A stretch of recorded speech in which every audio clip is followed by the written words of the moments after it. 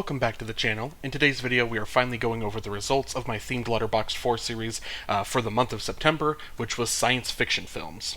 Now, I will be the first to admit that as far as all of the previous months we've done, the first 8, everything was smooth, everything was simple. Science fiction really kind of threw me off a little bit, and I mentioned it in the preview video that science fiction just isn't a genre that I'm not well versed in. I'm not super familiar in the genre. I didn't necessarily immediately have like a whole bunch of films that came to mind that were like, this is science fiction, like, and I love this film. And so in that video I said that the only rule, the only qualifier, that's the word I'm looking for. The only qualifier that the film had to have in order to be in that video was just that it had to have the science fiction tab on Letterboxd. It just had to have that mark on the genre tab. That was all, because in my head I was like, there were some films that I just didn't necessarily have a great grasp of what science fiction even was to begin with, and so I was just going to use that as my baseline, and that was it. So that was the rule I set up. And as the month went on, there was a lot of things that I kind of watched, and I was thinking, that's not what I would classify as science fiction.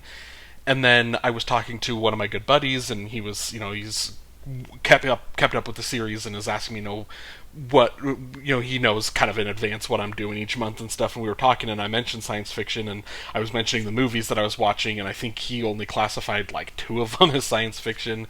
And then that was also the moment I realized that I didn't have a great grasp on like the difference between like science fiction, fantasy, like even some films that I was like, oh, that could be science fiction, and then I'd look at it and it was like at most like adventure was like the genre it would have. So this was, I will admit, that's part of the reason why this video is a little bit late too, is because it's just didn't have a great grasp on the category. But that was what I set up in the preview, so that's what we're doing here.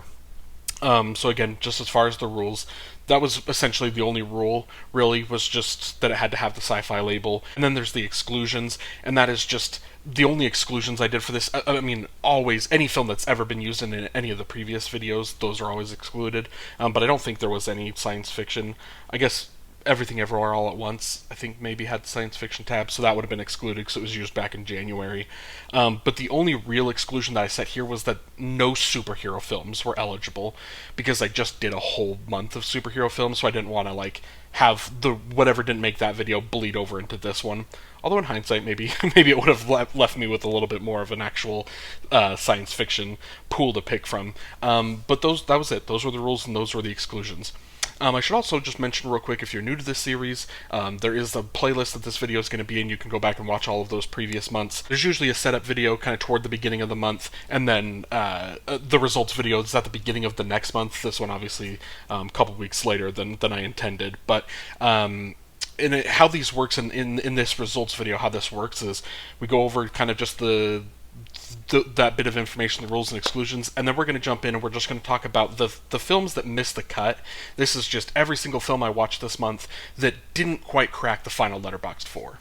Star Wars. Admittedly, I'm not that much of a Star Wars fan, but there are certainly some of the films that I really enjoy. I've always viewed this as a tier below Empire, but on this watch I realized that these two are a lot closer than I originally thought. The Empire Strikes Back. With that being said, this is still my favorite Star Wars film. An excellent continuation of the previous film that expands on the universe and characters while also delivering one of the best third acts in cinema. Return of the Jedi. I have vivid memories of watching episodes 4 and 5 multiple times as a kid, but I truly don't know if I ever watched this one until several years ago. It's certainly not towards the bottom of my overall Star Wars ranking, but it's my least favorite of the original trilogy. Megan. I had a great time with this film's campy nature and blend of multiple genres. It wasn't as fun as I remember revisiting it all these years later, but I'm still interested in seeing where a sequel would go. Megan 2.0. I know I just said I would be interested in seeing where a sequel would go, but this wasn't what I had in mind. The first film had a dynamic that worked, but this film feels more interested in becoming a big universe than continuing with that. Children of Men. In hindsight, this didn't exactly fit the criteria of what I wanted this month to be, but I'm still glad I watched it. A film that didn't go the way I thought the story would, with a lot of great acting performances across the board. Star Wars Episode 1, The Phantom Menace. I can't remember if I saw this in theaters or if I was too young, but I definitely watched it on VHS dozens of times as a kid. The pod racing had me hooked as a kid, but now it's the groundwork for the relationships that grow between Obi-Wan, Anakin, and Padme that have me invested in the film now. Star Wars Episode 2, Attack of the Clones. I do remember seeing this in theaters, but even then, this has always been one of my least favorite in the franchise. I have heard a buddy say that the Clone Wars show makes the Attack of the Clones better, so I may have to check that out and see how it elevates the film. Star Wars Episode 3, Revenge of the Sith. I believe I saw the prequel trilogy before I ever saw the original trilogy, so I got to experience the third act of this film as a shocking reveal for the first time I saw it. The whole third act of this film still goes as hard as I remember it going 20 years ago. Arrival. This is just such a brilliantly crafted film. Denis Villeneuve deliberately paces the film in a way that has you feel like you're with the characters, discovering things at the same time, which makes the reveal at the end of the film hit all that much harder. Her. If it was the Letterboxd 5 favorites, then this would have made the final cut. A very personal film that I remember thinking it was going to be a joke after the first time I saw the trailer, but I came away from the film very moved. Elio.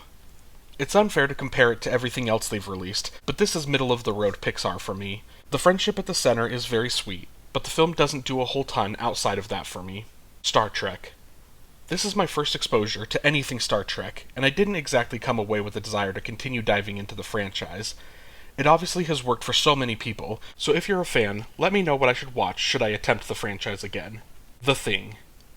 After putting this off for so many years, after one watch, I can't wait to watch it again soon.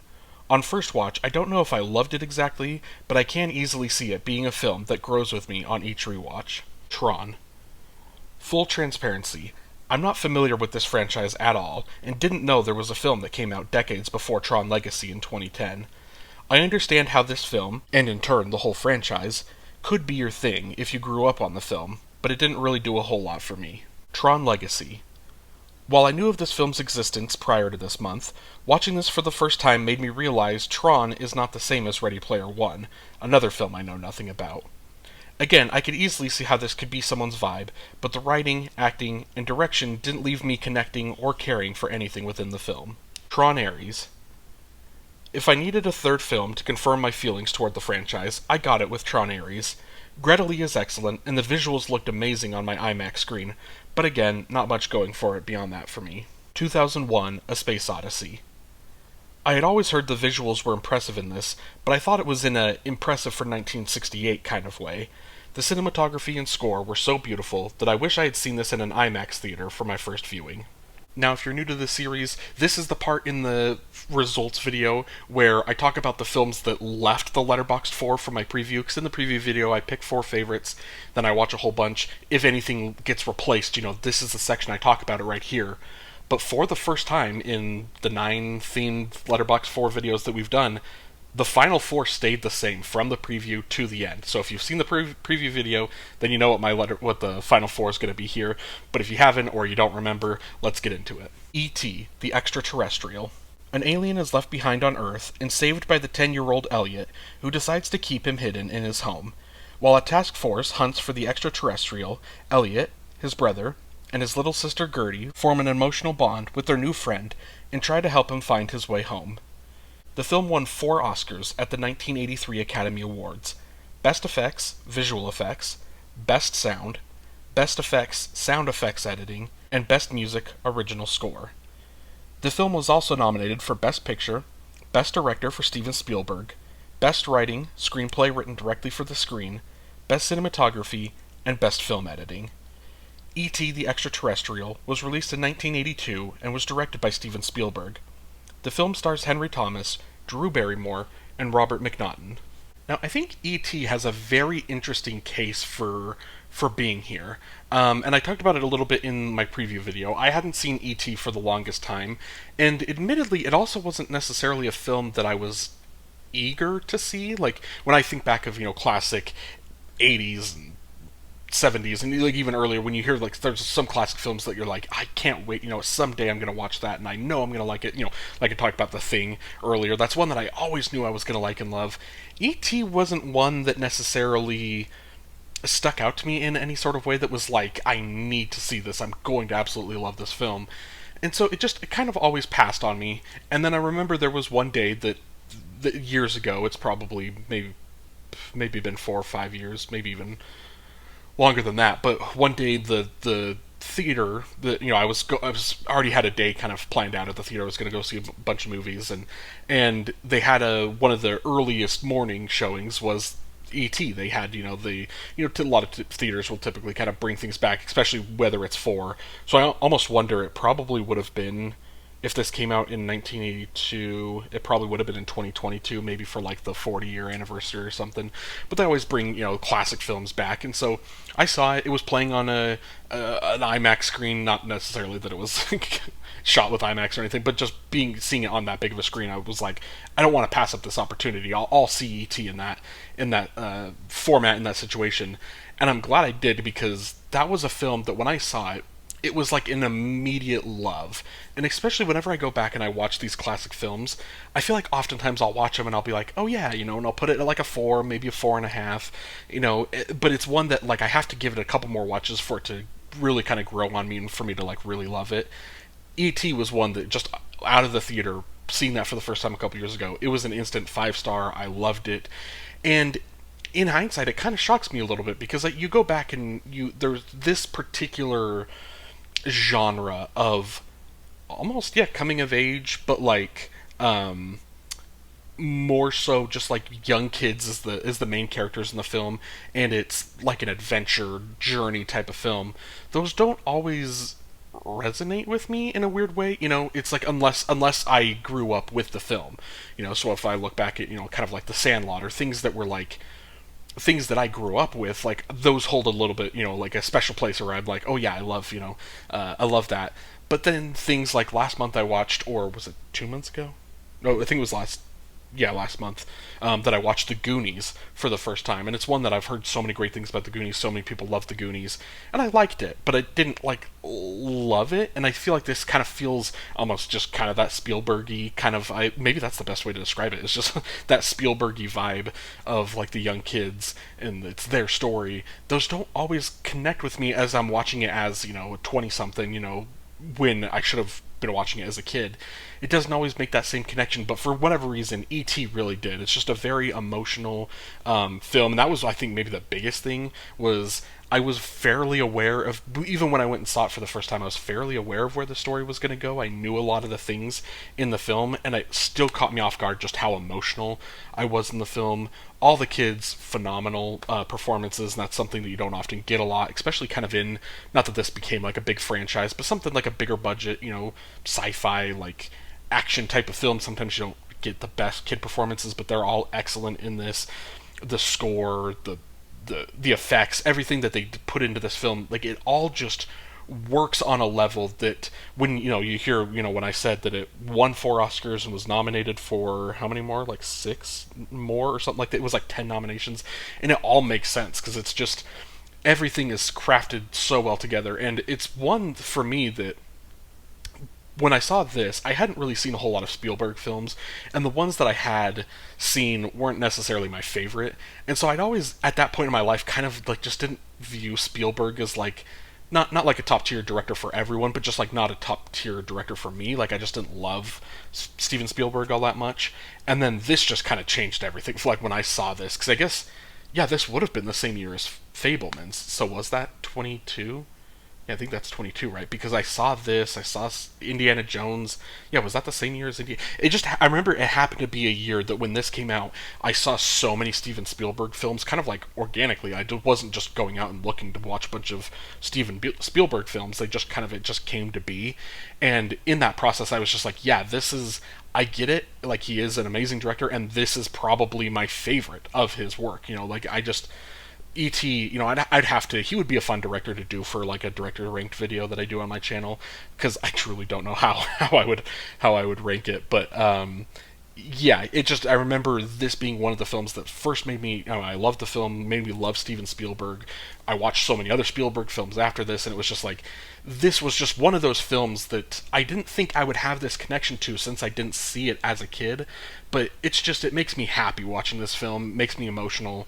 But really at the end, it's just you get filled with that childlike, just kind of joy and happiness. So I truly just love E.T. Eternal Sunshine of the Spotless Mind. Joel Barish, heartbroken that his girlfriend underwent a procedure to erase him from her memory, decides to do the same. However, as he watches his memories of her fade away, he realizes that he still loves her, and it may be too late to correct his mistake. The film won for Best Writing, Original Screenplay at the 2005 Academy Awards. The film was also nominated for Best Actress for Kate Winslet. Eternal Sunshine of the Spotless Mind was released in 2004 and was directed by Michael Gondry. The film stars Jim Carrey, Kate Winslet, and Kirsten Dunst. And Eternal Sunshine of the Spotless Mind is also kind of interesting for me in the sense that the reason I saw it for the first time is, maybe this is blasphemous to say, but I'm admittedly not the biggest Jim Carrey fan in the world in terms of like his comedies. Like, there's a lot of these classic Jim Carrey films, and I just either haven't seen the probably overwhelming majority, like even the classics that are like must-see, I just really haven't seen them. But also the ones I have seen, some of them are okay, but it's like he just never stood out to me as like this like gem of a comedic actor that I just was in love with his entire filmography. I just never viewed him that way. And I remember there was a time years ago that I can't remember. I must have seen a movie probably that I just didn't like him in or something. And then I remember. So this would have been how long ago? 10 years ago, maybe? Yeah, probably like 10-ish years ago or so. And I remember this was when I first kind of discovered, I had heard about The Truman Show, but I didn't really know it. But I'd heard just, people kind of talking about Jim Carrey and talking about how great he is in The Truman Show and how great he is in Eternal Sunshine of the Spotless Mind, just because of it being different than, what you're used to seeing Jim Carrey in. And so I remember watching, I think both films were on Netflix at the time, a decade ago or so. And so I remember watching The Truman Show and kind of being blown away, but being like, oh wow, like, maybe Jim Carrey is a good actor. Maybe I do like Jim Carrey. Maybe it's just like, I just don't vibe with all his comedies or whatever. And then, but again, I had heard of The Truman Show. I had never heard of Eternal Sunshine of the Spotless Mind when I watched it for the first time all those years ago. And that, just the first viewing experience of that, knowing nothing about the film, I knew nothing about, erasing memories, like I didn't know anything. And I remember just being just kind of like stunned and like emotional throughout, because the idea of this film where, because again, this is, I guess, maybe a little bit of a spoiler for a decades old film at this point if you haven't seen it, but the plot, or kind of like what's happening in this film, is it's pretty quickly the relationship ends pretty early in the movie, and then he finds out what she did, racing her memories of him, and so he decides to do the same. So the procedure kind of starts in the first act, and then the rest of the film is essentially just we're in his mind and we're in his memories, and he's kind of traveling, bouncing around from memory to memory, and he's trying to, while he's unconscious, is trying to find a way to stop this from happening. And it's just that whole kind of that idea, or that concept of like watching your memories vanish, even before it really gets to like any particularly sad moments.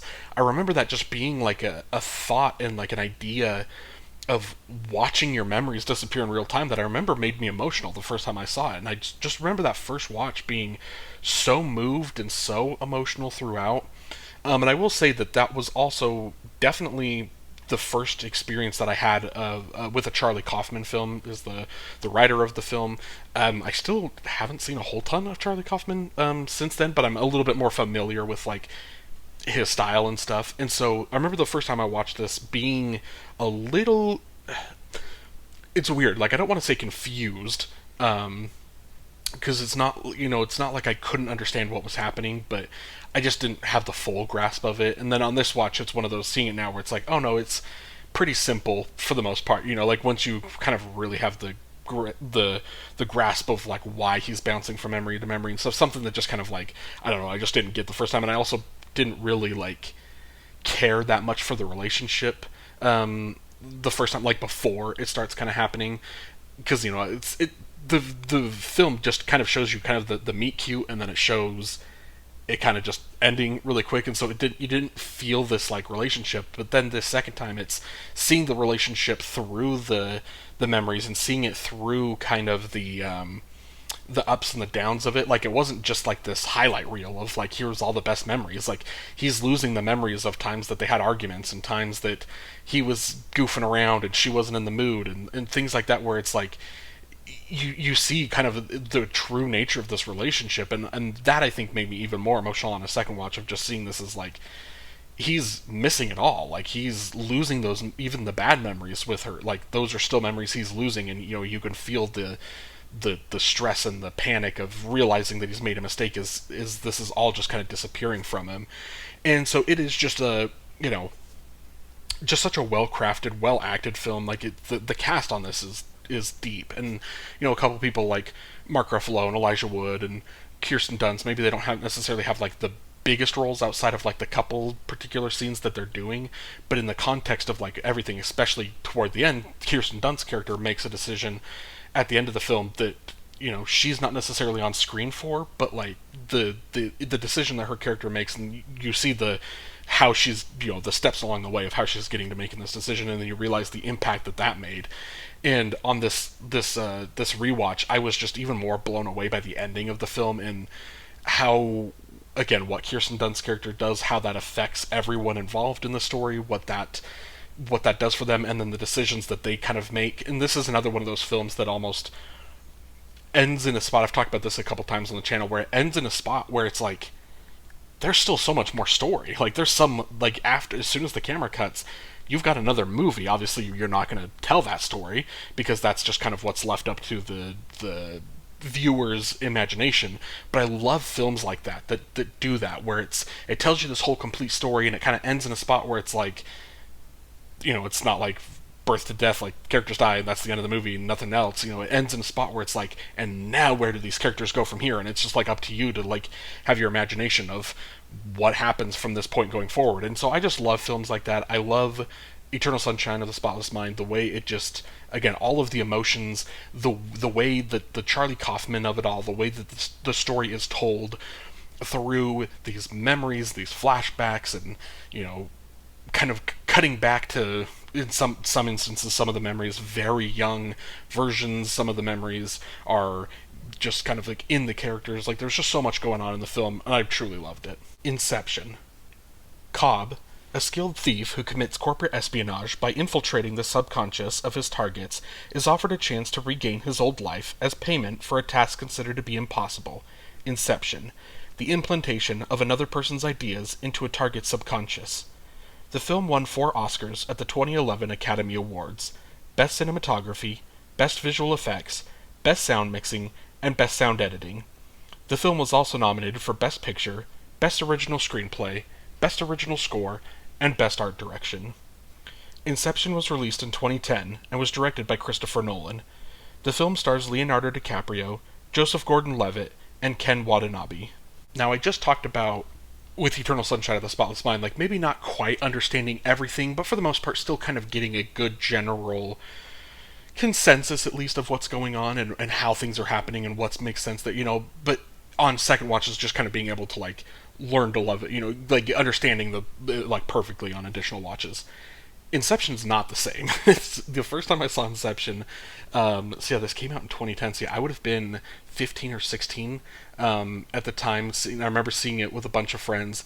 If I remember right, I think we like went to the theater to see something else first. And this was back in the day when you would just roll up to the movie theater and go to the kiosk or the booth or whatever and just get your tickets. And I remember I think we were trying to see something else and all the tickets were sold out, but there was a showing of Inception that was starting in a couple minutes. We were like, sure. And so it was like me and 6 friends, and we all went and knew nothing about what we were getting ourselves into, had no idea what the story was. We didn't know, I think at that point in my life I had seen Memento, but that was probably the next Christopher Nolan film I'd seen, because I hadn't seen any, I guess at that point it was only Dark Knight and Batman Begins that had been released, but I hadn't seen those. I just wasn't familiar with Christopher Nolan. I just didn't know who was in the cast. It's not like I was ready for Leonardo DiCaprio or Elliot Page or Joseph Gordon-Levitt, like anyone to come in and, be like, for something for me to like, clasp onto and be like, oh, I recognize these actors. I just went in so blind. And I remember that first viewing experience being so completely lost and confused and like really not sure what was going on at all. but loving it. Like, it was such a fun experience. I still have like that vivid memory of like, again, it was like 4 or 5 of my friends, and like we all at the end were kind of just so confused. One of my buddies was so confused and kind of mad and frustrated with the film that he literally just like took a nap, like he went to sleep, which is ironic. But and I remember afterwards, like all of us talking, and we were all trying to like decide what happened, and we were trying to be like even trying to understand the plot a little bit, and I just remember being like lost. And it's one of those films that each time I see it, every additional watch, I've probably seen this 10 plus times in my life now. Every time I see it, I like learn to love it more and more, and I feel like I'm getting a little bit closer. It feels like when it's like you're getting close, like I'm getting close to having the complete perfect, understanding of what's going on. I at least understand the plot better. I understand how we're getting from scene to scene, why we're doing things, why we're getting deeper and deeper into someone's subconscious, like why that's all happening, like things like that I just was so lost the first time. Those things are kind of all making a little bit more sense, but then there's still some things about it where it's like you try and someone asks you to explain the plot and you still kind of struggle a little bit, and but it's one of those that it's not quite Tenet, where like I think the quote, and I don't even know if it's a direct quote. I don't remember Christopher Nolan saying it, or if it's just like someone made up the quote of like, "Don't try and understand Tenet, like just feel it." Like, or maybe that is that like a line from the movie. I'm now starting to think. I feel like I remember that being a line like in the movie. But like Inception isn't quite to that level, because I think you can understand Inception a little bit better than you can understand Tenet. But it still is one that's just like it's a mental workout every time I watch the film, and I truly love it. And this is, I think, a fun example of a film that like can have those specific memories attached to it. I remember seeing it in theaters with all my friends. I remember having such a great time with the film that and I guess at the same time I can see someone that just didn't like the film, didn't understand it, and they weren't having a great time with it. I can see it being a film that's just like people think is either overrated or they just don't like. This is a film that I can see why it would be polarizing, but for me, absolutely loved it. Again, it was my first Christopher Nolan. I guess again, Memento would have been my first Christopher Nolan film, but I saw that before having any idea who Christopher Nolan was. Inception was like the first film that made me see it and then be like, I love this director. Like, who is this director? And obviously, since I've watched every Christopher Nolan film, I'll put a link in the description. I have a video ranking Christopher Nolan on there. Inception is my number one Christopher Nolan film. I again love him as director. Love so many of the actors. Everyone's giving great performances again, between Joseph Gordon-Levitt, Leto, Elliot Page, Ken Watanabe. Tom Hardy is excellent. Cillian Murphy is kind of a little bit more like not as big or as main of a character, but he's there and he's giving a great performance. Marion Cotillard and drawing a blank on his name, Michael Caine. Like, I think I like their performances more and more each time I see the film. It's just from top to bottom. The score is incredible, visual effects, the whole sequence. Just the action sequences in this are so phenomenal. The sequence with like Joseph Gordon-Levitt when he's like on the roof, I think it's like as the car is falling in, and so everything's kind of, gravity is not really real because the whole dream is kind of flipping upside down. There's so many things about this film that from top to bottom, it's just, for me, it's a film that like kind of holds a special place in my heart, and it was for me the biggest no-brainer the entire time when I was doing sci-fi. It obviously was going to make the final cut. Interstellar. The adventures of a group of explorers who make use of a newly discovered wormhole to surpass the limitations on human space travel and conquer the vast distances involved in interstellar voyage. The film won for Best Visual Effects at the 2015 Academy Awards. The film was also nominated for Best Original Score, Best Sound Mixing, Best Sound Editing, and Best Production Design. Interstellar was released in 2014 and was directed by Christopher Nolan. The film stars Matthew McConaughey, Anne Hathaway, and Jessica Chastain. Now, if you clicked that link in the description where I go over my Christopher Nolan ranked video, I think, let's see if, do I remember right? I think I had Interstellar 6th, maybe, in that video. And then it was within like 3-4 months of when I posted that video, maybe 6-7 months, something like that. But from after when I posted that video, several months later, Interstellar, and I think I said this in that video where I said if Interstellar ever gets like an IMAX re-release, I'm going to see it. It did later that year, got an IMAX re-release. I saw it, and the thing is, I've talked about this, I can't remember what video on my channel, but I'll talk about it again here. I saw it in that re-release, but I saw it with my best friend who Interstellar is his favorite film. And so getting this experience of like watching someone's favorite film with them in IMAX, big screen, the score just blaring, the visual effects, like everything just created this viewing experience to me where I felt like, in hindsight, stupid. That I was like, how did I have this so low? So I think I haven't really, maybe I should check my Letterboxd and see if I have updated it. But I think I've moved Interstellar to like my third favorite Christopher Nolan film. Like it's moved up in the rankings already because that was just such a special and just a beautiful experience of the film. And the very first time I saw Interstellar, I saw it at another one of my good buddies' house. We were watching it on a really small TV that like wasn't very lit very well, and like the sound quality of his TV like wasn't good. And that is one thing, or one criticism, one thing that people talk about with Christopher Nolan films a lot, is the sound mixing, sound editing isn't always the best of his films. And so I just remember that first viewing experience, watching Interstellar, really having no idea what was going on, and it wasn't necessarily that because the plot was so confusing to me, but it was just like I couldn't understand what was going on half the time. And on the first time I watched, I was like, okay, this seems cool, but I just didn't really like it. Second time I watched it for the Christopher Nolan ranked video, I watched it and was like kind of blown away, where I was like, oh no, this is really good. But then it truly was on this rewatch again, watching your best friend's favorite movie with him in this perfect theater situation was just a special experience, and one that where I think it's Interstellar for me is a really cool experience of like how, I mean, obviously that how you see a movie can really impact it, why it's so important to go to the theaters, because that's where you're going to get the best experience. I've always kind of known that, but it's the first time where I've learned like how drastic a viewing experience can change your opinion and shape your opinion of a film, or a film that I just kind of liked and then really liked and now love. Like it's the film itself can go through this journey of, as time goes on, and I think also just kind of the older I get watching Interstellar, I think it's just you connect a little bit more with some of the characters or the decisions that, I mean, it's obviously sad the first time that he leaves his kids, but seeing it now, not that I have kids, but still just like watching it now as an older person, your friends have kids, and you're used to these like, or you have more experience, more life experience, and you see some of these things, the personal aspects of the story that hit so much harder on additional watches, as opposed to the first time seeing it and you're just like, oh, cool, space. And so you just learn that this is a film that has so much more just emotion and depth, and gets to the end, and it's just a very beautiful ending. A lot of Christopher Nolan films, maybe, I shouldn't say he's not Stephen King, where that is like one of the big criticisms. A lot of Stephen King adaptations is just, or his books, is that people don't really like the endings. But Christopher Nolan, there's a couple of his films here and there where it's like, it feels all good, but then maybe the ending doesn't quite hit.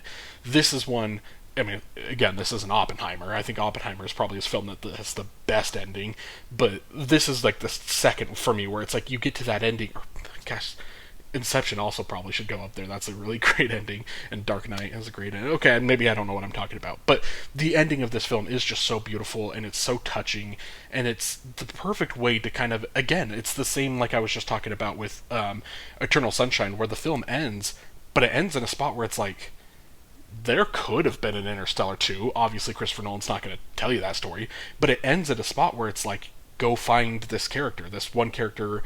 Their story didn't really get resolved super well, and they're kind of out doing something, and now it's like, go get that character, go find that character.